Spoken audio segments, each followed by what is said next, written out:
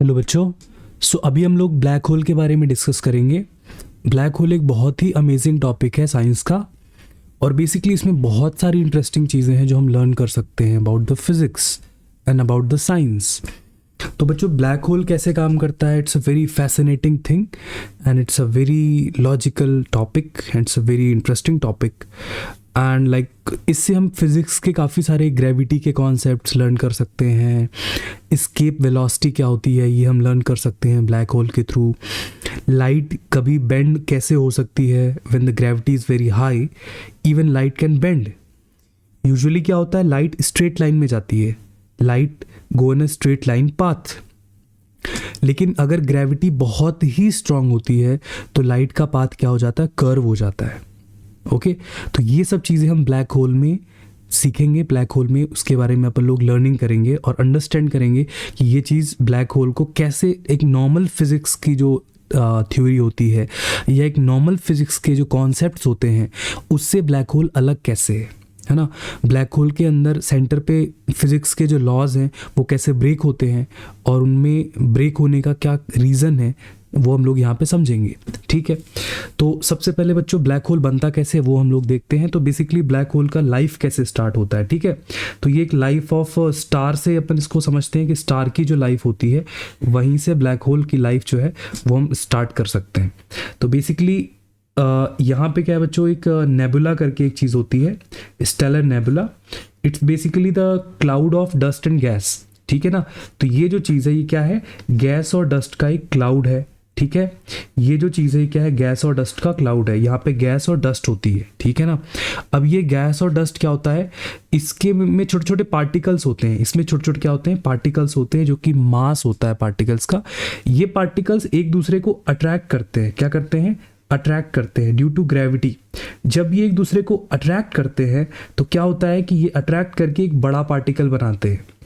अब जो बड़ा पार्टिकल है उसकी ग्रेविटी और ज़्यादा हो चुकी है और स्ट्रांग हो चुकी है, तो वो और छोटे छोटे पार्टिकल्स को क्या करेगा, अपनी तरफ खींचेगा, अपनी तरफ अट्रैक्ट करेगा। ठीक है ना, और वो और मैसिव हो जाएगा, उसका साइज और बड़ा हो जाएगा, और इस तरीके से वो अपने आसपास के पार्टिकल्स को क्या करता जाएगा, पुल करता जाएगा, अपनी तरफ वो खींचता जाएगा, और उसका साइज क्या होगा, ग्रो होता जाएगा। ठीक है ना, तो बेसिकली क्या हो रहा है, जो छोटा सा पार्टिकल था वो एक बड़ा पार्टिकल बना, और उससे एक और बड़ा पार्टिकल बना, और उससे क्या बन गया, एक बॉडी बन गया, एक बड़ा सा बॉडी बन गया।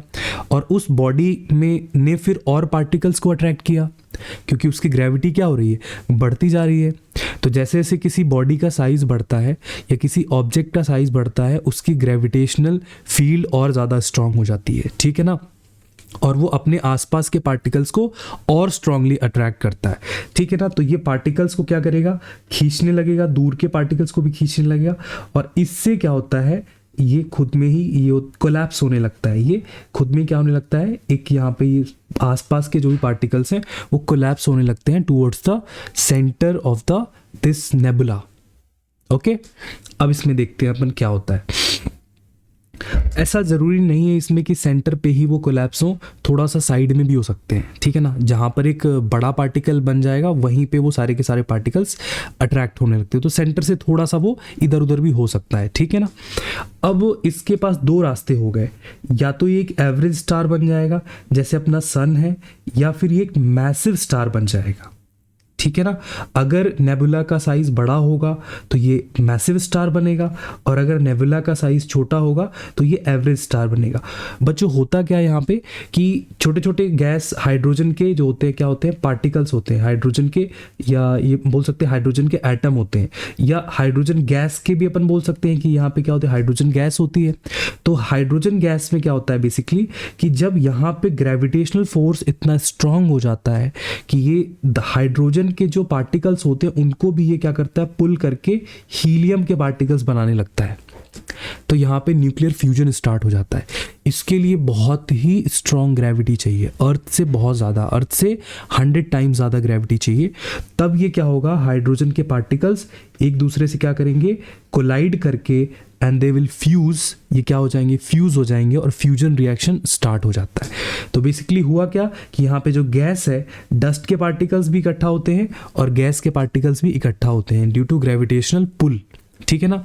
तो ये पार्टिकल्स क्या होते हैं, यहाँ पे खिंचते हैं अंदर की तरफ, क्या होते हैं अंदर की तरफ ये खिंचे जाते हैं।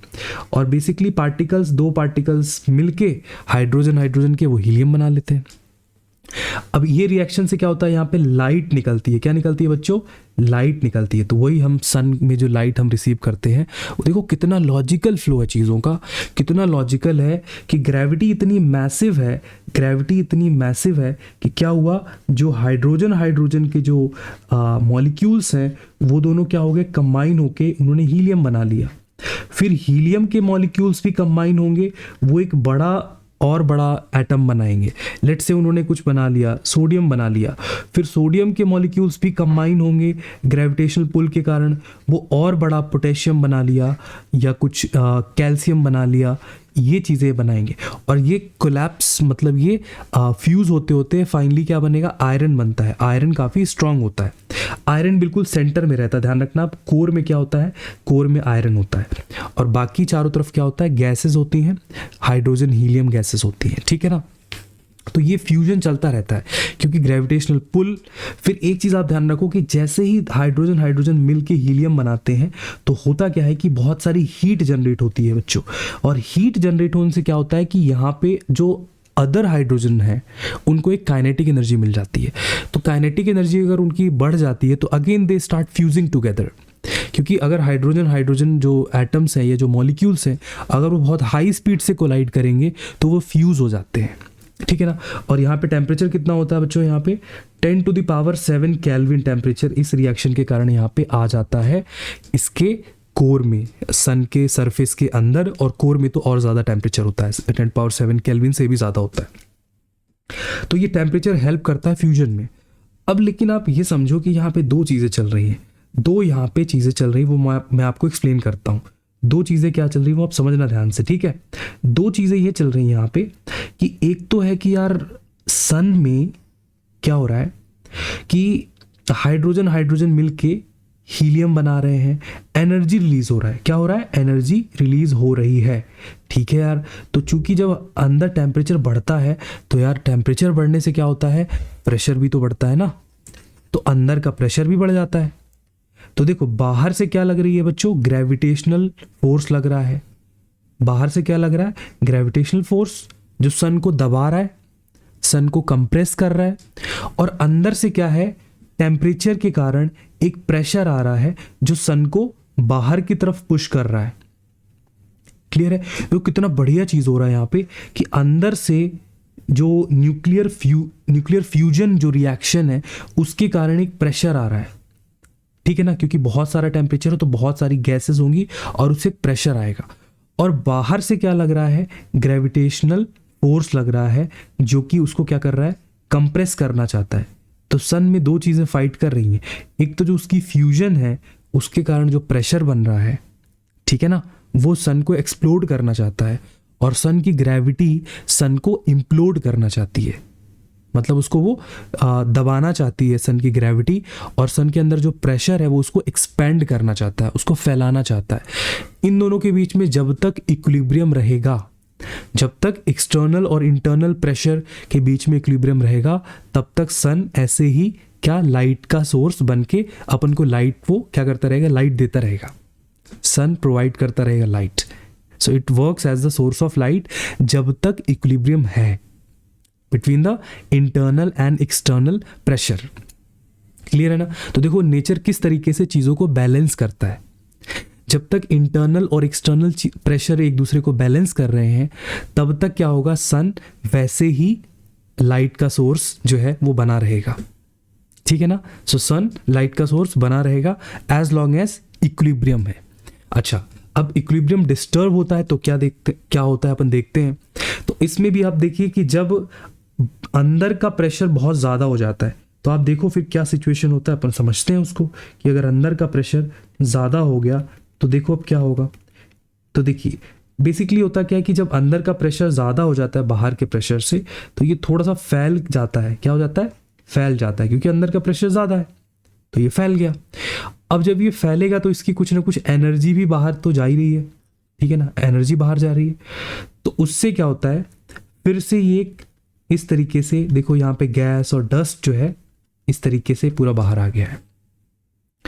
तो बहुत सारा इससे गैस और डस्ट बाहर निकल जाता है, उसके साथ में एनर्जी भी बहुत सारी इसके साथ बाहर यहाँ पे चली जाती है, क्योंकि भाई ये फटा है ना, रेड जाइंट मतलब वो एक तरीके से बड़ा हो गया साइज में, अंदर का प्रेशर इतना ज़्यादा हो गया, रिएक्शन होती रहेगी, फ्यूजन रिएक्शन होते होते होते अंदर का प्रेशर इतना ज़्यादा हो गया कि वो एकदम से क्या होता है, साइज में बड़ा हो जाता है, एकदम से एक्सप्लोड हो जाता है, एक्सप्लोजन हो जाता है।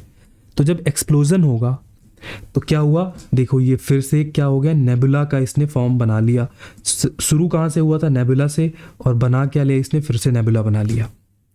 ठीक है, तो ये ध्यान से देखो, अब इसकी बहुत सारी एनर्जी क्या हो गई, रिलीज हो गई। जब ये रेड जाइंट बनता है तो बहुत सारी एनर्जी क्या करता है, रिलीज करता है।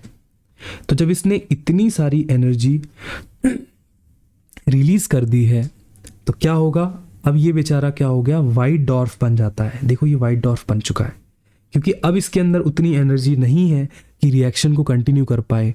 हो सकता है कि इसके अंदर का जो हाइड्रोजन था, हाइड्रोजन ही तो था ना फ्यूल के फॉर्म में, हाइड्रोजन खत्म हो गया हो भाई। It takes billions and billions of years, ये कोई 1-2 साल में नहीं होता, ठीक है ना। इसके लिए billions and billions and millions and trillions of years लगते हैं। तो उतने टाइम में हो सकता है कि यार उसके अंदर का जो फ्यूल था, हाइड्रोजन गैस था, वो ख़त्म हो गया हो, और हीलियम भी ख़त्म हो गया हो, क्योंकि हीलियम से फिर और बड़ा एटम बनता है, उससे और बड़ा एटम बनता है। तो हो सकता है वो सब कुछ वो हो के आयरन ही बचा हो, तो कोर में उसके क्या हो सकता है कि केवल आयरन बचा हो। आयरन का फ्यूजन फिर उससे आगे होता नहीं है, क्योंकि आयरन बन गया मतलब वो सबसे सॉलिड होता है ना, ठीक है। तो ये यहाँ पे इसने वाइट डॉर्फ बना लिया, ठीक है ना। अच्छा, आयरन का फ्यूजन भी हो सकता है अगर ग्रेविटी उतनी स्ट्रांग होगी तो। अब ध्यान रखें, आयरन भी फ्यूज हो सकता है, वो भी और फ्यूज होके और डेंस बना सकता है, क्योंकि हमने पढ़ा कि आयरन काफ़ी डेंस होता है ना, ये अपन को पता है कि आयरन की डेंसिटी काफ़ी हाई होती है। तो अगर ग्रेविटेशनल फोर्स जो वाइट डॉर्फ बना है उसकी स्ट्रांग इनफ है तो वो आयरन को भी फ्यूज कर देगा। लेकिन वाइट डॉर्फ नाम ही इसका इसलिए है क्योंकि वाइट डॉर्फ की ग्रेविटेशनल फोर्स इतनी स्ट्रांग नहीं होती कि वो फर्दर इससे ज़्यादा कुछ रिएक्शन करवा पाए। तो ये ऊपर वाला जो साइकिल था, ये स्टार की लाइफ हमने कंप्लीट कर ली। अब आते हैं नीचे वाले साइकिल पे। तो अगर एक बड़ा स्टार हुआ, लाइक इसका जो साइज है वो 25 टाइम्स ज़्यादा साइज हुआ एज कंपेयर टू सन। सो ऐसे स्टार को बोलते हैं मैसिव स्टार, मतलब सन से 20 या 25 गुना या 30 गुना या 50 गुना ज़्यादा अगर कोई स्टार का साइज है तो वो पहले क्या बनेगा, एक मैसिव स्टार बनेगा। अगेन वही अंदर रिएक्शन होगी, वो लाइट को एमिट करेगा। फिर क्या होगा, अंदर की जो एनर्जी है वो इतनी ज़्यादा रिएक्शन, क्योंकि रिएक्शन कंटिन्यू रिएक्शन होती रहती है, तो एकदम से क्या होता है बच्चों, एक्सप्लोड हो जाता है, एकदम से वो फटता है, एकदम से वो ब्लास्ट होता है। तो एकदम से वो जब ब्लास्ट होगा तो वो बड़ा सा क्या बन जाएगा, रेड जाइंट बन जाएगा, और वो एनर्जी को रिलीज़ करेगा। ये फिर सुपरनोवा आता है, ध्यान रखिए आप, वही है कि एकदम से वो एनर्जी को रिलीज करता है, तो इसको हम लोग बोलते हैं सुपरनोवा। इसमें huge amount of energy release होती है, बहुत सारी लाइट रिलीज होती है। अब चूंकि उसकी एनर्जी और लाइट खत्म हो गई है तो अब वो रिएक्शन को कंटिन्यू नहीं रख पाएगा ना, क्योंकि उसकी एनर्जी खत्म हो गई है। तो वो रिएक्शन को, क्योंकि पूरी ब्लास्ट हुआ तो पूरी की पूरी एनर्जी बाहर चली गई, नहीं स्पेस में चली गई। भाई जब रेड जाइंट वो ब्लास्ट होता है, रेड जाइंट में जब वो बर्स्ट होता है, उसका साइज एकदम से बड़ा होता है, तो अंदर का प्रेशर ज़्यादा होता है, इसलिए वो तो क्या हुआ, बर्स्ट हुआ है। और जब वो बर्स्ट होता है तो ग्रेविटी, ऑब्वियस सी बात है कि ग्रेविटेशनल फोर्स से ज़्यादा अंदर का प्रेशर होता है, तभी वो बर्स्ट होगा, ठीक है ना। तो अब क्या हुआ, वो पूरी की पूरी उसकी एनर्जी बाहर चली जाती है। अब उसके अंदर जो एनर्जी थी वो कम हो गई। तो अगर उसके अंदर की एनर्जी कम हो गई तो फिर वो क्या होगा, कोलैप्स होने लगेगा, क्योंकि अब तो एक ही फोर्स बचा ना, ग्रेविटेशनल फोर्स।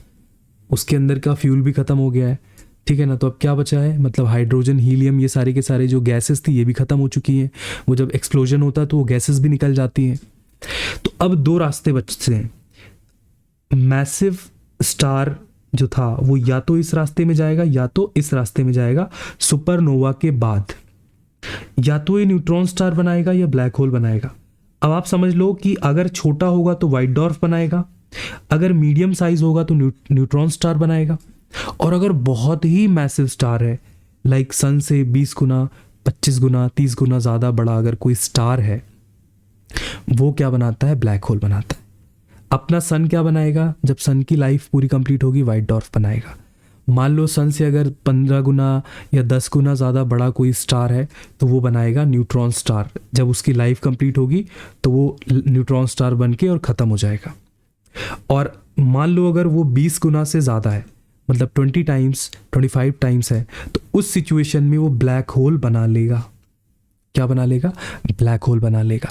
अब जब उसने ब्लैक होल बना लिया है तो ब्लैक होल में क्या होता है, एक अजीब सी चीज़ होती है कि ग्रेविटी इतनी ज़्यादा स्ट्रांग होती है कि वो आयरन को भी क्या कर देता है, फ्यूज़ कर देता है।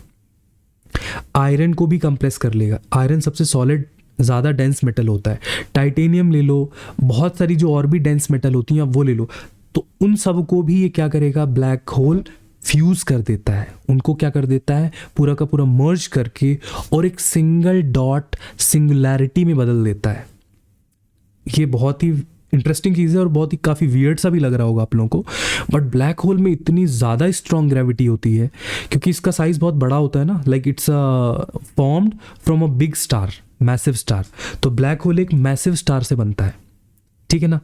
तो ब्लैक होल की ग्रेविटी इतनी स्ट्रांग होती है कि वो पूरा का पूरा क्या होता है, इम्प्लोजन होते होते मतलब वो दबते दबते वो दबता जाता है ना, मतलब वो क्या मैं बोलूँ उसको, कोलैप्स होता जाता है या वो कंप्रेस होता जाता है।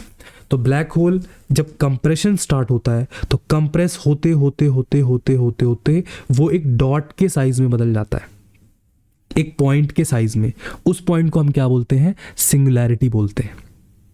सोचो कितना बड़ा स्टार था जो कि सन से 20 टाइम्स ज़्यादा साइज में था और वो कोलैप्स होके कंप्रेस होके एक डॉट में कन्वर्ट हो गया है। इसमें कन्वर्ट हो गया एक डॉट में, और उस डॉट को ही हम क्या बोलते हैं, ब्लैक होल।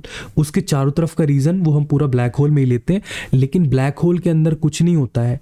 ब्लैक होल का जो इवेंट होराइजन होता है, जो उसकी बाउंड्री होती है, उसके अंदर तो पूरा खाली होता है और सेंटर में एक डॉट होता है। उस डॉट को हम बोलते हैं सिंगुलैरिटी। तो वहाँ पे कुछ मिलेगा ही नहीं ना, मतलब अब आपको जो ब्लैक कलर दिख रहा है वही ब्लैक होल है। हम तो यही समझते हैं ना कि जो ब्लैक कलर दिख रहा है वही ब्लैक होल है, लेकिन उसके अंदर जाएंगे तो कुछ है ही नहीं, वो तो खाली है। और उसके सेंटर पे उसका पूरा का पूरा मास होता है ब्लैक होल का, ठीक है ना। तो ब्लैक होल का पूरा मास उसके सेंटर पे होता है, और वो सेंटर भी, उस सेंटर का साइज क्या होता है, एक पॉइंट साइज का होता है। उसको हम लोग बोलते हैं singularity.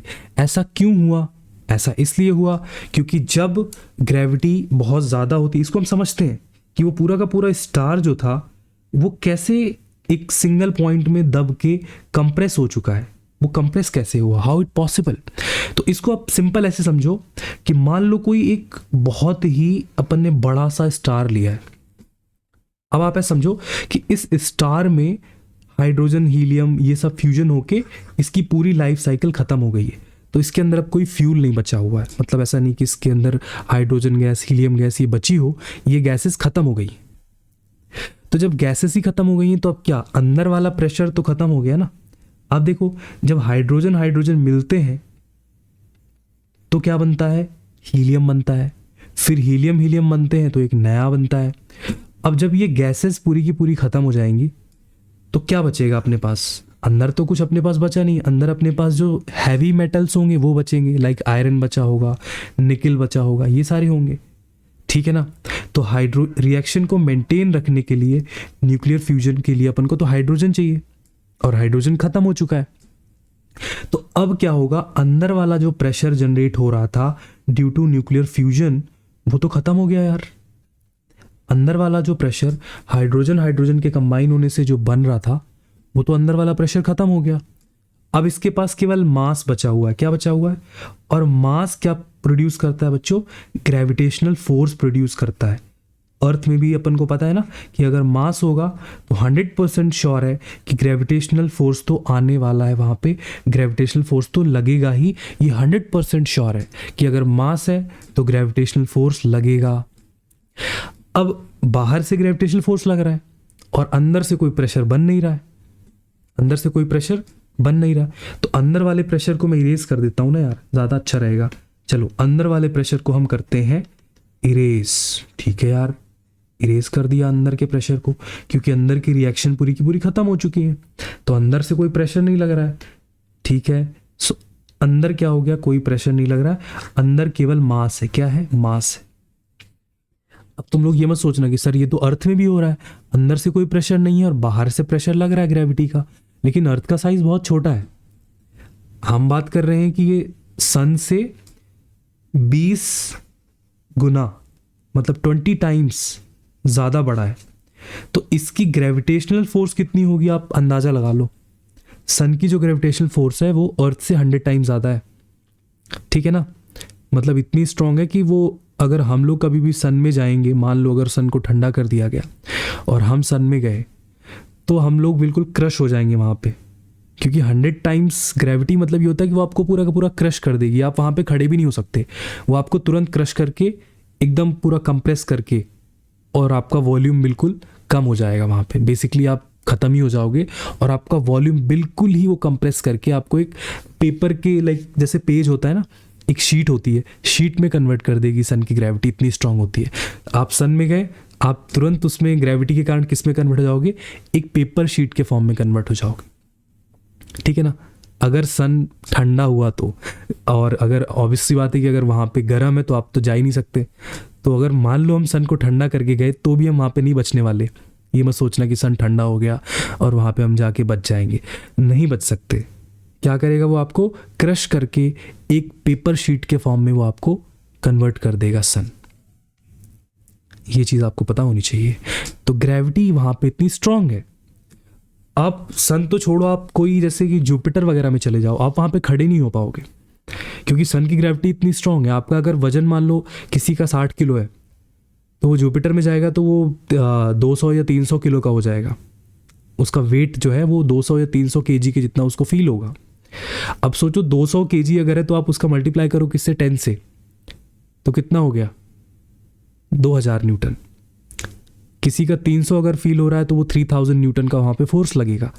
So the point is कि अगर प्लैनेट बड़ा है, ठीक है ना, तो उसमें ग्रेविटी ज़्यादा होगी, और अगर प्लैनेट बहुत ही ज़्यादा बड़ा है तो उसमें gravity is very high, very very high gravity, और वहाँ पे जाके आप खड़े भी नहीं हो सकते, क्योंकि आपको विद इन अ सेकेंड वो आपको क्रश कर देगा, और आपको वहाँ पे कुछ दिखेगा नहीं, क्योंकि ग्रेविटेशनल फोर्स दिखती नहीं है।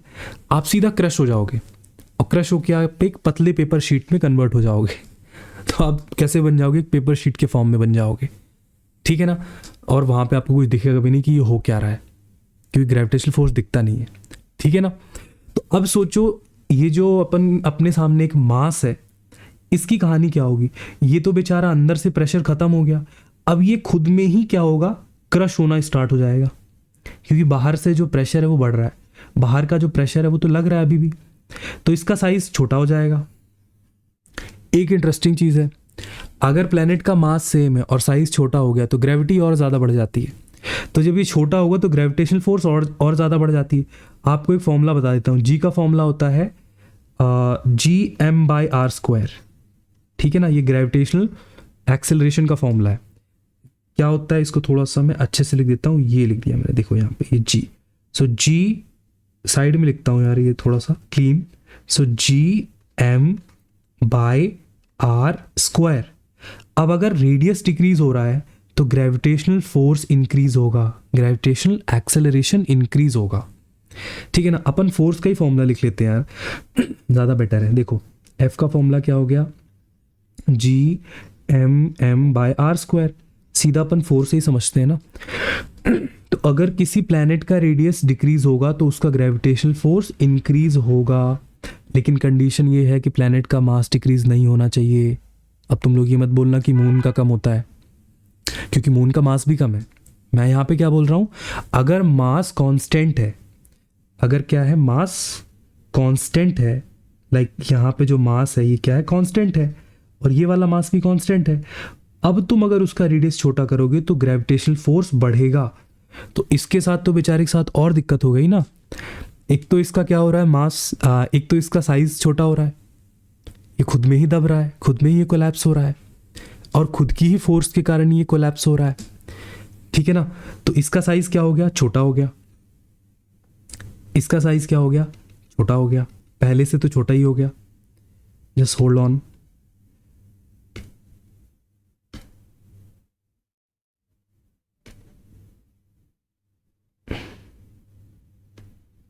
ओके, तो इसका साइज जो है वो छोटा हो चुका है।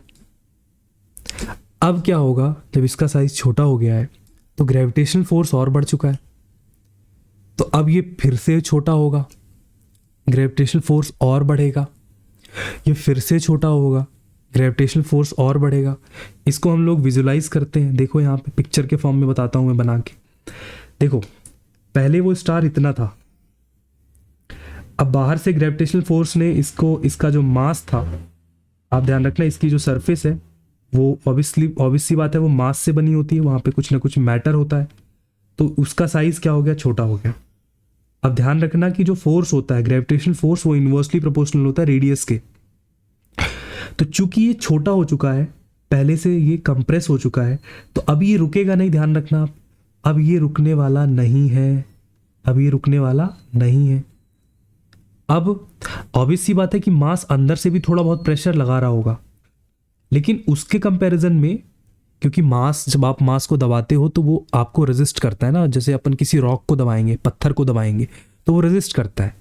लेकिन अगेन अगर ग्रेविटेशनल फोर्स ज़्यादा स्ट्रांग है तो वो पत्थर और कंप्रेस हो जाएगा, वो और दबेगा, ठीक है ना। तो मान लो ये पूरा रॉक से बना हुआ है, अब चूंकि बाहर वाला फोर्स ज़्यादा स्ट्रांग है तो रॉक को भी क्या होना पड़ेगा, कंप्रेस होना पड़ेगा। और जैसे ही वो कंप्रेस होगा, जैसे ही वो कंप्रेस होगा तो ग्रेविटेशनल फोर्स अभी रुकने वाला नहीं है। ग्रेविटेशनल फोर्स तो और खुश हो गया कि यार तू कम होता जा, रेडियस को बोलेगा तू कम होता जा, फोर्स तो बढ़ता जाएगा यार, अपने तो मजे है, रेडियस कम हो रहा है, फोर्स बढ़ता जाएगा। तो अब ये बेचारा फंस गया। अब ये अंदर से प्रेशर डालेगा, लेकिन बाहर वाला प्रेशर इतना ज़्यादा है कि वो उसको काउंटर ही नहीं कर पाएगा, और ये बेचारे को और छोटा होना पड़ेगा। नाउ अब ये बाहर वाला फोर्स देखो मैंने और बड़ा कर दिया, देखो वेक्टर की लेंथ बढ़ा दी है मैंने, ये फोर्स और स्ट्रांग हो गया यार, समझ में आया। अंदर वाला थोड़ा बहुत लग रहा होगा, जो भी लग रहा होगा, लेकिन वो बेचारा कितना लगा पाएगा यार, उसके उतना दम नहीं है कि वो लगा पाए। देखो एक ये डॉट के फॉर्म में कन्वर्ट हो रहा है धीरे धीरे, अब समझना ब्लैक होल बनने वाला है। अब ये और छोटा हो गया यार, ये पूरा क्रश होता जा रहा है, मतलब वो खुद की ही ग्रेविटेशनल फोर्स उस स्टार को खुद ही क्रश कर रही है, सोचो। और वो एकदम लॉजिकल है। आप देखो ना यार, इतना छोटा फॉर्मूला न्यूटन ने दिया था, ये फॉर्मूला कि अगर रेडियस कम होगा तो ग्रेविटेशनल फोर्स बढ़ेगा, तो इसका रेडियस कम हो रहा है। अब जो बाहर से जो फोर्स लग रहा है, देखो मैंने इसको और लंबा बना दिया वेक्टर्स को, क्योंकि वेक्टर्स की लेंथ बढ़ा के पता चलेगा ना कि कितना फोर्स लग रहा है। तो देखो यार यहाँ पे जो है क्या हो रहा है कि और ज़्यादा बाहर से क्रश, जो क्रशिंग फोर्स है, जो उसको क्रश कर रहा है, that force is going to increase very high. और अगर मान लो रेडियस 0 हो गया तो फोर्स कितना हो जाएगा, इन्फिनिटी हो जाएगा। यही ब्लैक होल कहलाता है। यही क्या कहलाता है, ब्लैक होल, कि उसका रेडियस बिल्कुल डॉट के जितना हो जाता है छोटा, मतलब रेडियस 0 हो गया, वो डॉट के जितना छोटा हो जाता है, एक पॉइंट के जितना छोटा हो जाता है। और जो बाहर से क्रशिंग फोर्स लग रही है, they become huge, like these are the huge forces, infinite, very strong force. तो ये इसको क्रश करते जाती है, ये फोर्स क्या करेगी, इसको क्रश करती जाती है, और ये फोर्स उसको एक सिंगुलैरिटी में कन्वर्ट कर देती है। सिंगुलैरिटी बच्चों बहुत ही इंपॉर्टेंट पॉइंट है, जो ब्लैक होल का सेंटर होता है, जहाँ पे ग्रेविटेशनल फोर्स इनफाइनाइट होता है, जहाँ पे ग्रेविटी इनफाइनाइट होती है, उस पॉइंट को हम क्या बोलते हैं, सिंगुलैरिटी, ठीक है ना। अब अगर मैं बोलूँ कि जो ब्लैक होल है उसके सेंटर पे डेंसिटी क्या होगी, निकाल लेते हैं यार, डेंसिटी भी निकाल लेते हैं। तो आप बताओ कि डेंसिटी का फॉर्मूला क्या होता है, mass of the black whole upon volume of the black whole. और मैंने अभी बताया कि ब्लैक होल तो पूरा क्रश हो चुका है, वो तो पूरा क्रश हो गया है, और वो एक डॉट के फॉर्म में कन्वर्ट हो चुका है, वो एक डॉट के फॉर्म में कन्वर्ट हो चुका है। क्यों क्रश हुआ है, ग्रेविटेशनल फोर्स के कारण क्रश हुआ है। किसकी ग्रेविटेशनल फोर्स के कारण क्रश हुआ है, खुद की ही ग्रेविटेशनल फोर्स के कारण क्रश हुआ है। तो जो ब्लैक होल है वो तो एक डॉट के फॉर्म में कन्वर्ट हो गया, मतलब रेडियस 0 है, रेडियस 0 मतलब वॉल्यूम 0, चलो यहाँ पे अपन क्या करते हैं, वॉल्यूम 0 डाल देते हैं। तो जब मैंने वॉल्यूम 0 डाला तो मेरे को क्या मिला, डेंसिटी कितना मिला, इन्फानाइट। ठीक है ना। तो ब्लैक होल के बारे में कुछ अमेजिंग चीज़ें जानने को मिली अपन को। लेकिन यार ये सिंपल है यार, ये अगर आपको 9th की फिजिक्स आती है ना, Newton's law, gravitational force of attraction, तो ये ब्लैक होल समझना कोई बहुत बड़ी चीज़ नहीं है। ये एक 9th की जो बेसिक फिजिक्स है वो लगा के हम ब्लैक होल को समझ सकते हैं। ठीक है ना। तो ब्लैक होल में क्या क्या अपन को पता चला यार, ब्लैक होल में ये पता चला कि जो ब्लैक होल है वो, उस पर उसका रेडियस क्या होता है, 0 होता है। और सिंगुलैरिटी क्या होता है, सिंगुलैरिटी मतलब जो ब्लैक होल के सेंटर में जो पूरा का पूरा मास होता है, ठीक है ना, सेंटर में पूरा का पूरा उसका मास जो कॉन्सेंट्रेटेड हो जाता है, उस पॉइंट को हम बोलते हैं सिंगुलैरिटी। ठीक है। अब देखो आप, ये रेडियस हो गया। ग्रेविटी कितना होता है, इन्फिनिटी होता है। ग्रेविटेशनल फोर्स कितना होता है, इन्फिनिटी होता है, बहुत स्ट्रांग होता है। अगर यहाँ पे चले जाओगे आप तो आपको पता है क्या होगा, अगर हम कभी ब्लैक होल के पास चले गए तो ब्लैक होल हमको तुरंत क्रश करके एक डॉट में कन्वर्ट कर देगा। Within a few second अपन एक डॉट में कन्वर्ट हो जाएंगे, छोटे से पॉइंट डॉट में। ठीक है ना, ध्यान रखना, क्रश कर देगा वो पूरी तरीके से। फिर बताओ यार, ये हो गया, रेडियस हो गया, ग्रेविटी हो गया। वॉल्यूम ब्लैक होल का कितना होता है, ऑफकोर्स 0 वॉल्यूम होगा, वॉल्यूम 0 होगा। तो ये सारी चीज़ें आपको ध्यान रखनी है ब्लैक होल के बारे में। ठीक है ना। और ब्लैक होल की चूंकि ग्रेविटी इन्फानाइट है, मतलब इन्फानाइट ग्रेविटी से कुछ कुछ चीज़ें होंगी, फिजिक्स के लॉस कुछ यहाँ पे ब्रेक होने वाले हैं, ध्यान रखना। ठीक है ना। अगर हम बात करें कि ब्लैक होल की ग्रेविटी इन्फिनिटी है, तो आप ध्यान रखना कि ब्लैक होल की स्केप वेलोसिटी भी क्या होगी बच्चों, इन्फानाइट होगी। वेरी इंटरेस्टिंग थिंग, क्योंकि जो स्केप वेलोसिटी का फॉर्मूला होता है वो gravity, escape velocity is directly proportional to gravity. ठीक है ना, ग्रेविटी ज़्यादा होगी, स्केप वेलोसिटी ज़्यादा होगी। लेकिन अगर ग्रेविटी इन्फानाइट है तो ब्लैक होल की स्केप वेलोसिटी क्या हो चुकी है, इन्फानाइट। अब यहाँ पे एक इंटरेस्टिंग चीज़ अपन को सीखने को मिलने वाली है, और वो चीज़ ये है बच्चों कि आप समझो यार यहाँ पे कितनी इंटरेस्टिंग चीज़ है। Just wait. ठीक है, तो एक इंटरेस्टिंग चीज़ आपको बताता हूँ मैं। इन्फानाइट स्केप वेलोसिटी मतलब क्या होगा यार, इसका हम क्या कर सकते हैं। देखो इसका क्या कर सकते हैं, मान लो अपने पास एक ब्लैक होल है, ठीक है ना, जस्ट होल्ड ऑन। अपने पास एक ब्लैक होल है, बना लेता हूं ब्लैक होल में। देखो ये एक छोटा सा पॉइंट है। ब्लैक होल में होता क्या है, कुछ अंदर खाली तो होता है, सेंटर में इसका पूरा का पूरा मास होता है सिंगुलैरिटी में, बाकी वो चारों तरफ से काला काला होता है ब्लैक होल। तो मैंने इसकी बाउंड्री बना दी। इस बाउंड्री को बच्चों बोलते हैं इवेंट होराइजन। क्या कहलाता है ये, इवेंट होराइजन, ये बाउंड्री। यार थोड़ा सा गंदा बन रहा है, मैं सर्कल ही बना लेता हूँ यार, ज़्यादा बेटर रहेगा। ब्लैक होल सर्कल के फॉर्म में रहता है ना। चलो ये बना लिया। देखो ये ब्लैक होल बन गया अपना, ठीक है। और ये इसका सेंटर हो गया यार, जस्ट होल्ड ऑन। ये इसका सेंटर हो गया। आपको पता है कि पूरा मटेरियल जो है, पूरा का पूरा मास है या पूरा का पूरा मैटर है, वो सेंटर पे होता है, बाकी का स्पेस तो खाली होता है। तो फिर इसकी बाउंड्री क्यों बनाई मैंने, बाउंड्री की तो जरूरत ही नहीं ना भाई, बीच में वो होता है उसके मास। तो मैंने ये बाहर सर्कल क्यों बनाया हुआ, और उस सर्कल को ही पूरा अपन, जो अंदर का पार्ट है वो सर्कल है, उस पूरे को ही अपन ब्लैक होल बोलते हैं। सेंटर पे तो सिंगुलैरिटी होती है, ये आपको दिख रहा है, ये ब्लैक होल है। तो फिर जब सेंटर में मास है तो फिर मैंने उसके चारों तरफ ये पूरा सर्कल क्यों बनाया हुआ है।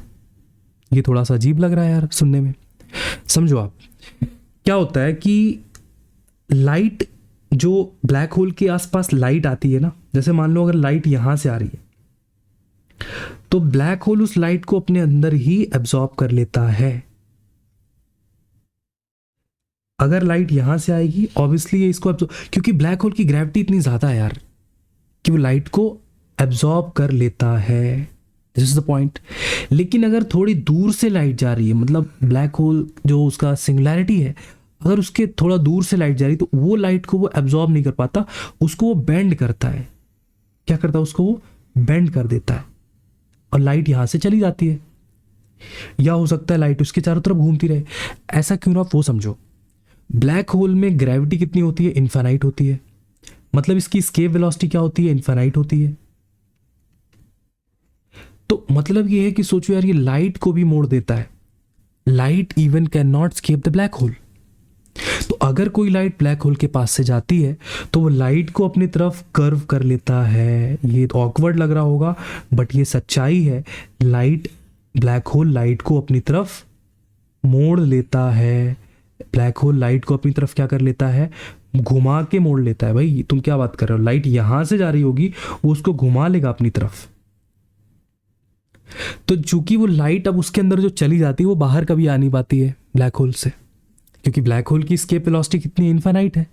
क्या लाइट की वेलोसिटी इनफाइनाइट है? नहीं है। लाइट की वेलोसिटी फिक्स है।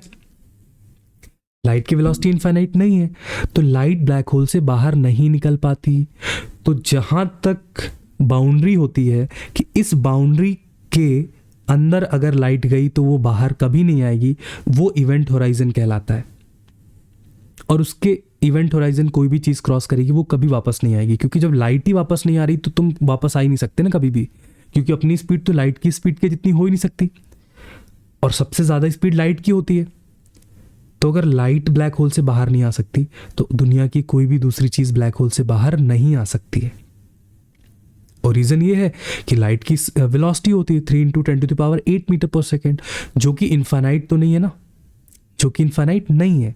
तो इसलिए हमको लगता है कि ब्लैक होल ने लाइट को एब्जॉर्ब कर लिया है। तो उस रीजन को अपन क्या बोल देते हैं? इवेंट होराइजन, जहां से वो ब्लैक दिखता है। ठीक है ना। अब एक इंटरेस्टिंग चीज आप ये समझो कि ब्लैक होल लाइट को मोड़ता कैसे है, जो अदर जो पार्ट है लाइट का वो अपन को कैसे विजुलाइज हो जाता है या कैसे दिखता है वो समझो आप। ठीक है, अब देखना इंटरेस्टिंग चीज है।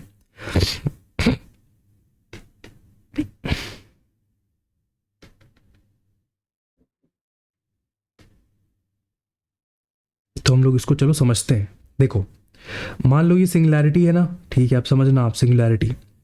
अब यहाँ से लाइट आएगी, ठीक है, यहाँ से लाइट आएगी, ब्लैक होल उसको अपनी तरफ मोड़ लेगा। यार ये बहुत अच्छा फिगर में नहीं बना पा रहा, सॉरी। यहाँ से लाइट आएगी, वो अपनी तरफ मोड़ लेगा। देखो लाइट सीधी जाती है ना, बचपन में पढ़ा था अपन ने। देखो इसने लाइट को मोड़ लिया। मान लो अगर लाइट यहाँ से जा रही है तो भी इसको मोड़ लेगा अपनी तरफ। लाइट को वो कर्व कर देगा बहुत इजीली, क्योंकि उसकी जो वो है ना ग्रेविटी वो बहुत ज़्यादा है, तो लाइट को बेंड कर देगा। तो देखो ये हो गया यार। नीचे से भी लाइट आएगी, उसको भी वो अपनी तरफ मोड़ लेगा, आराम से मोड़ लेगा, बिल्कुल मोड़ लेगा, क्योंकि ब्लैक होल है भाई, वो कोई नॉर्मल चीज़ थोड़ी है, वो ब्लैक होल है। जो लाइट थोड़ा दूर से जाती है ना, जो लाइट एक दूर से जाती है, वो लाइट को वो मोड़ता तो है लेकिन प्रॉपर नहीं मोड़ पाता। वो लाइट निकल जाती है, वो मोड़ तो लेता है लेकिन एब्जॉर्ब नहीं कर पाता। मतलब समझ में आ गया ना? जो दूर वाली लाइट है उसको वो मोड़ रहा है बट एब्जॉर्ब नहीं कर पा रहा, वो लाइट स्केप कर जाती है। वही लाइट अपन को दिखती है। कुछ लाइट को वो घुमाता भी है अपने चारों तरफ, ऐसे सर्कल के फॉर्म में। लाइट को बहुत सारा लाइट का पार्ट ऐसा होता है जो उसको वो अपनी चारों तरफ घुमाता है। ठीक है ना। अब आप समझो कि वो लाइट को घुमा रहा है ऐसे। और जो सेंटर वाला जो पार्ट है, सेंटर वाला जो पार्ट है वो तो अपन को दिख ही नहीं रहा ना। क्यों नहीं दिख रहा है? वो इसलिए नहीं दिख रहा है क्योंकि वो लाइट एब्जॉर्ब हो चुकी है। तो वो लाइट तो दिखेगी नहीं, तो वो आपको ब्लैक दिखेगा। अब आपको पॉइंट समझ में आया होगा। और जो लाइट चारों तरफ घूम रही है, जो ब्लैक होल ने एब्जॉर्ब नहीं की, वो कभी ना कभी निकल के बाहर आ जाती है, तो वो अपन को दिखती है वही कि हाँ यार ये लाइट। और इसके डायरेक्शन भी ध्यान रखना कैसे भी हो सकता है। नीचे से जो लाइट आएगी वो उल्टा घूमेगी, वो उल्टी डायरेक्शन में घूमेगी। इधर से भी जो लाइट, मान लो इधर से जो लाइट आ रही है वो अपना ऐसा घूम रही है, और इधर से जो लाइट आ रही है वो इसके अपोजिट घूम रही है। तो बेसिकली यहाँ पे लाइट के रोटेशंस होते हैं बहुत सारे। तो लाइट ऐसे घूमती रहती है। हम बना लेते हैं अपन यार। और यहाँ पे देखो लाइट घूम रही है। तो अभी आपको एक चीज समझ में आया कि यार बाहर वाली लाइट तो बस चक्कर ही काट रही है ना। बाहर वाली लाइट चक्कर काट रही है, ये देखो ये ऐसे उल्टे चक्कर काट रही है। तो यही अपन को दिखता है पिक्चर के फॉर्म में। तो अपन को ब्लैक होल समझ में आता है कि बीच में ब्लैक है और बाहर उसके रिंग दिखती है लाइट की। बड़ा इंटरेस्टिंग फिनोमेना है ना। क्योंकि लाइट, देखो इसमें और एक चीज़ बताता हूँ मैं, ये बड़ा इंटरेस्टिंग कॉन्सेप्ट है कि लाइट को कैसे मोड़ देता है। अगर मान लो आप ब्लैक होल में, मतलब यहाँ पे अगर खड़े होगे ना, तो आपको अपना पीछे का सर दिखता है। ये बड़ी इंटरेस्टिंग चीज़ है, क्योंकि ब्लैक होल के पास लाइट ऐसे गोल गोल घूमती है ना, देखो यहाँ पे लाइट ऐसे गोल गोल घूमती है। तो अगर आपका यहाँ पे आपका सर है, तो आप लाइट घूम के आपकी आंखों में आ जाएगी। ये वियर्ड है बट ऐसा होता है। लाइट घूम के आपकी आंखों में आ जाएगी, तो आपको अपना पीछे का सर दिखेगा, पीछे का जो है ना बैक हेड आपको दिखेगा, क्योंकि लाइट 360 डिग्री घूम के आपकी आंखों में वापस आएगी ब्लैक होल में। ठीक है ना, ये चीज़ें हैं ब्लैक होल के बारे में जो काफ़ी इंटरेस्टिंग है, और काफ़ी लाइक आपको लग रहा होगा कि यार ये कोई साइंस की मतलब बहुत ऐसे चल रही ना डेप्थ वाली क्लास है, बट आप देखो कितना नेचुरल चीज़ें आती हैं। मतलब बेसिक चीज़ों से आप कितनी एडवांस चीज़ें समझ सकते हो। Black hole is a advance concept of physics, but आप लोग बेसिक फिजिक्स से एडवांस फिजिक्स की चीज़ों को समझ सकते हो बहुत अच्छे से। इसमें कोई बड़ी बात नहीं है, it's not a big thing, it's not a big deal, आप समझ सकते हो इजीली। तो चलो मैं और कुछ बताता हूँ यार आपको। यहाँ पे देखो, तो क्या किया अपन ने यार, यहाँ पे ब्लैक होल के कुछ और नेचर को अपन देखते हैं, समझते हैं कि कैसे वो लाइट को कर्ल करता है, कैसे। अच्छा आप ये बताओ यार, मान लो ये अर्थ है, ये क्या है, अर्थ है। अब मैं आपको एक एनालॉजी समझा रहा हूँ। ये अपना हो गया अर्थ, ठीक है। बताना आप थोड़ा सा, अगर कोई मैंने यहाँ से एक ऑब्जेक्ट को फेंका तो वो तो ऐसे चला जाएगा ना यार, सीधा सीधा, उससे अर्थ से कोई लेने देना नहीं है। फिर मैंने एक ऑब्जेक्ट इसके ऊपर से फेंका, वो ऑब्जेक्ट सीधा चला जाएगा। नीचे मैंने एक ऑब्जेक्ट को फेंका, वो सीधा चला जाएगा। आप समझना मज़े से, इंटरेस्टिंग। यहाँ से आपने फेंका, वो सीधा चला जाएगा, क्योंकि अर्थ से काफ़ी दूर है, तो अर्थ की ग्रेविटेशनल फील्ड से उसको कोई फ़र्क ही नहीं पड़ेगा। लेकिन अगर अर्थ के वो थोड़ा करीब आएगा, पास आएगा, तो अर्थ अपना इफेक्ट दिखाने लगेगा। क्या ये पॉइंट क्लियर है? और यही चीज़ ब्लैक होल लाइट के साथ में भी करता है। दूर वाली लाइट को वो चली जाने देता है सीधा सीधा, पास वाली लाइट को वो मोड़ने लगता है। अब जो लाइट और पास से जाएगी उसको वो और ज़्यादा मोड़ेगा।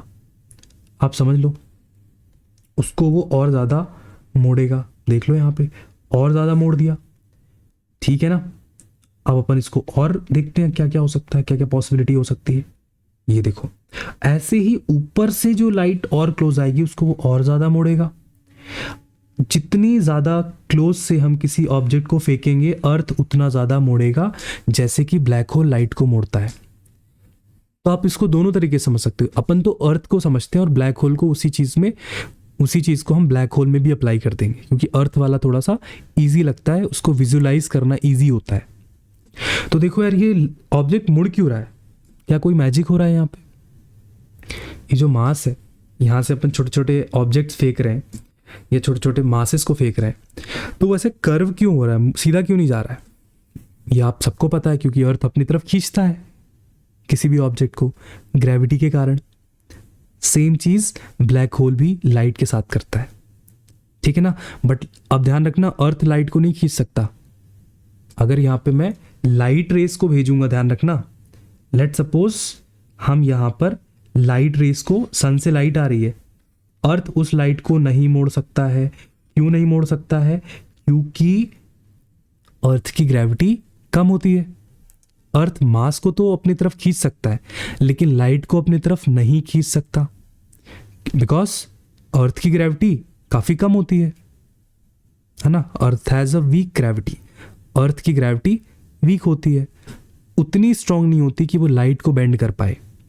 इवन जुपिटर, कोई भी आप प्लैनेट ले लो, सारे के सारे प्लैनेट की ग्रेविटी इतनी ज़्यादा स्ट्रांग नहीं होती कि वो लाइट को बेंड कर पाए। वो मास को ज़रूर अपनी तरफ खींचेंगे, लेकिन लाइट को वो अपनी तरफ नहीं खींच सकते, क्योंकि उनकी ग्रेविटी वीक होती है। और दूसरी चीज़ आप ये समझ लो कि लाइट की स्पीड बहुत ज़्यादा होती है, तो लाइट तो सीधा निकल गई। और मैं बोलूँगा स्पीड वाला लॉजिक आप छोड़ दो, कोई दिक्कत नहीं है। आप तो बस ये ध्यान रखो कि अर्थ की ग्रेविटी वीक होती है, इसलिए वो लाइट को बेंड नहीं कर पाती, ठीक है ना। अब अगर अपन कुछ भी करके कोई एक ऐसी चीज़ बनाएं जिसकी ग्रेविटी बहुत ही ज़्यादा हो, इनफाइनाइट हो, तो क्या वो लाइट को मोड़ लेगा? बिल्कुल मोड़ लेगा, अपनी तरफ वो लाइट को खींच लेगा। तो ये कहानी क्लियर है ना, अर्थ लाइट को बेंड नहीं कर सकती क्योंकि अर्थ की ग्रेविटी इतनी स्ट्रांग नहीं है। ठीक है, तो अर्थ तो एक काम कर, अब अर्थ अपना क्या कर रहा है, मास को ही खींच रहा है। ठीक है, अब आप ये बताओ कि अगर मैं यहां से एक मास को फेंकता हूं तो क्या होगा, वो अर्थ के ऑर्बिट में जाके सेट हो जाएगा। बहुत बढ़िया है, देखो ये अर्थ के चारों तरफ घूमता रहेगा हमेशा के लिए। समझ में आ गया। अगर आप अर्थ के बहुत ही पास से फेंकोगे तो वो ऑब्जेक्ट अर्थ पे जाके कोलैप्स हो जाएगा, अर्थ पे जाके गिर जाएगा। यही पिक्चर बिल्कुल ब्लैक होल में एज इट इज आपको बिल्कुल रखना है, यही आपको अप्लाई करना है ब्लैक होल में as it is. Black hole में बिल्कुल यही चीज मैं अप्लाई कर दूंगा तो आपको पूरा समझ में आ जाएगा कि यहाँ पे जो अपन मासेस को थ्रो कर रहे हैं, यहाँ से मैं क्या कर रहा हूँ, डिफरेंट मासेस को जो मैं थ्रो कर रहा हूँ, ये मासेस एक्चुअली में ब्लैक होल में लाइट का काम करते हैं। ठीक है ना, देख लो आप यहाँ से, ये मास क्या, ये तो सीधा अर्थ पे गिर जाएगा, ये वाला मास सीधा अर्थ पे गिर जाएगा, और जो थोड़ा दूर से जाएगा वो चारों तरफ एक सर्कल में घूमता रहता है, ऐसे ऐसे घूमता रहता है एक सर्कुलर पाथ में। तो ये अर्थ के ऑर्बिट में बहुत सारे सैटेलाइट घूमते हैं क्या, बिल्कुल घूमते हैं। जो अर्थ के ज़्यादा पास में आ जाता है सैटेलाइट, अर्थ उसको खींच लेता है, जो अर्थ से थोड़ा दूर है वो घूमता रहता है, और जो अर्थ से थोड़ा ज़्यादा ही दूर चला गया वो तो फिर अर्थ से टूट के, अर्थ के ग्रेविटेशनल फोर्स से ब्रेक होके वो फिर बाहर स्पेस में चला जाता है। तो यही सब चीज़ें जो है लाइट के फॉर्म में भी होती हैं इन ब्लैक होल। अब आपको ब्लैक होल काफ़ी ईजी समझ में आएगा, काफ़ी ईजी लग रहा होगा कि ब्लैक होल लाइट को किस तरीके से मोड़ता है अपनी तरफ। It's not a science fiction, ये कोई साइंस फिक्शन की चीज़ें नहीं है, it's a real thing which actually happens. And ये आप फिजिक्स के बेसिक लॉस के थ्रू आप एक्सप्लेन कर सकते हैं, फिजिक्स के बेसिक लॉस के थ्रू एक्सप्लेन कर सकते हैं कि अगर अर्थ के एकदम क्लोज कोई चीज़ है तो अर्थ उसको खींच लेता है, अर्थ से अगर थोड़ा दूर है तो वो सर्कुलर ऑर्बिट में घूमता रहता है, अर्थ से अगर बहुत दूर है तो वो चला जाता है, फिर तो वो अर्थ से इंटरेक्ट ही नहीं करता है क्योंकि अर्थ से वो काफ़ी दूर है। यही चीज़ ब्लैक होल किसके साथ करता है, यही चीज़ ब्लैक होल लाइट के साथ करता है। ठीक है ना, तो इसलिए जो सेंटर का रीज़न वो ब्लैक होता है क्योंकि वो लाइट को एब्जॉर्ब कर लेता है और लाइट बाहर नहीं निकल पाती है। दूर वाली लाइट को वो एक रिंग के फॉर्म में बना देता है और वही रिंग हमको विजिबल होती है। तो ब्लैक होल कैसे दिखता है आप देख लो यार, इसकी पिक्चर भी आपको मैं दिखा देता हूँ कि how actually black hole looks like. देख लेते हैं यार चलो उसको, कि ब्लैक होल जो है मूवीज़ वगैरह में ब्लैक होल को कैसा बनाते हैं। इंटरस्टेलर जो मूवी है उसमें ब्लैक होल को कैसा दिखाया गया, आइए वो भी अपन समझते हैं कि वो मूवीज़ में और जो ब्लैक होल की पिक्चर दिखाते हैं और रियल में जो ब्लैक होल की पिक्चर है वो कैसी है। आप देखिए यहाँ पे, ये देखो, ये ब्लैक होल कुछ इट्स अ ब्यूटीफुल पिक्चर। देखो ब्लैक होल कैसा दिखता है। अब आपको इसकी पूरी कहानी पता है कि अंदर वाली जो लाइट है वो एब्जॉर्ब हो चुकी है और वो कभी बाहर नहीं आएगी क्योंकि जो चीज़ उसके इवेंट होराइजन, ये लाइन इवेंट होराइजन कहलाती है, तो जो भी चीज़ इस इवेंट होराइजन के अंदर जाएगी वो कभी भी वापस नहीं आ सकती, क्योंकि वापस आने के लिए, जैसे मान लो अर्थ से अगर मुझे बाहर निकलना है तो मेरी जो स्पीड है वो 11,000 किलोमीटर पर सेकेंड होनी चाहिए, तब मैं अर्थ की ग्रेविटी से बाहर निकल पाऊंगा। ब्लैक होल की एस्केप वेलोसिटी इनफाइनाइट होती है और इनफाइनाइट वेलोसिटी पे लाइट की वेलोसिटी इनफाइनाइट हो ही नहीं सकती ना, लाइट की वेलोसिटी होती है 3 × 10⁸ मीटर पर सेकेंड। तो अगर लाइट एब्जॉर्ब होने के बाद सोचेगी कि मैं बाहर निकल जाऊं तो बाहर निकल ही नहीं पाएगी क्योंकि ग्रेविटी उसको वापस खींच लेगा, क्योंकि ग्रेविटी यहाँ पे इनफाइनाइट है। ब्लैक होल के अंदर ग्रेविटी कितनी है, इनफाइनाइट है, तो वो ग्रेविटी उसको वापस खींच लेगी। ठीक है ना, लाइट को भी वो वापस खींच लेगी। So it's a very interesting thing कि अंदर वाला पार्ट है जो ब्लैक दिखता है और बाहर वाला जो पार्ट है वो एक रिंग के फॉर्म में बना हुआ है। अब आपके मन में डाउट आ रहा होगा कि यार ये थोड़ा सा अजीब सा दिख रहा है, ये चीज़ क्यों दिख रही है मुझे, मतलब ये सैटर्न के जैसे एक रिंग क्यों दिख रहा है। जैसे होता है ना सैटर्न में एक रिंग बना होता है, तो वो रिंग हमको क्यों दिख रहा है, उसका भी रीज़न है। आप ऐसा समझ लो कि ये मान लो ये ब्लैक होल है ये इस तरीके से, और उसके चारों तरफ एक ऐसी रिंग्स बन जाती है, ध्यान रखना लाइट की रिंग्स बन जाती है। तो ये जो लाइट की रिंग्स बनी हुई हैं, ये तो लाइट इसमें से घूमती रहती है फॉरएवर, लाइट इसमें से घूमती रहती है क्योंकि लाइट वहाँ पे क्या हो चुकी है, उस रीजन में ट्रैप हो चुकी है। और लाइट बेसिकली जैसे होता है ना अर्थ के चारों तरफ सैटेलाइट घूमते हैं, सेंटर के चारों तरफ इलेक्ट्रॉन्स घूमते हैं, वैसे लाइट वहां पे एक ऑर्बिट में घूमती रहेगी। लेकिन लेकिन आप ये समझ लो कि ये हम टॉप से देख रहे हैं, ये टॉप व्यू है। अब अगर आप इसको यहां से देखोगे तो ये आपको ऐसा दिखता है ब्लैक होल।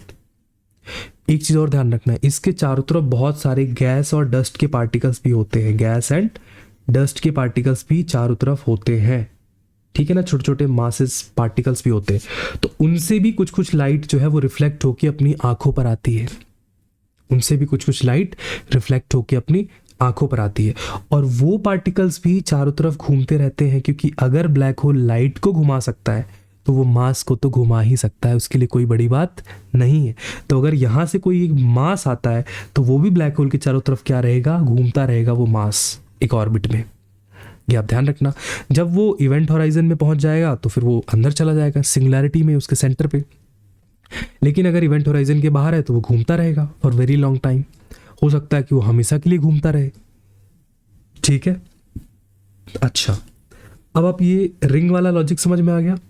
अगर हम इसको टॉप से देखेंगे तो ऐसा है, और ये कौन सा व्यू है, ये फ्रंट व्यू कहलाता है। ये कौन सा व्यू है, फ्रंट व्यू है ये, this is called front view, ठीक है। ये है टॉप व्यू, ध्यान रखें आप, क्लियर, ठीक है। तो अलग अलग व्यू से वो अलग अलग दिखता है। और पिक्चर देखते हैं यार ब्लैक होल की। जो ब्लैक होल की रियल पिक्चर है यार वो बहुत ही इंटरेस्टिंग है। ये देखो, ये ब्लैक होल की रियल पिक्चर है, एक्चुअल जो टेलीस्कोप से ली गई वो ये पिक्चर है ब्लैक होल की। देखो यहाँ पे ये कैसे घुमा रहा है लाइट को, लाइट यहाँ पे घूम रही है।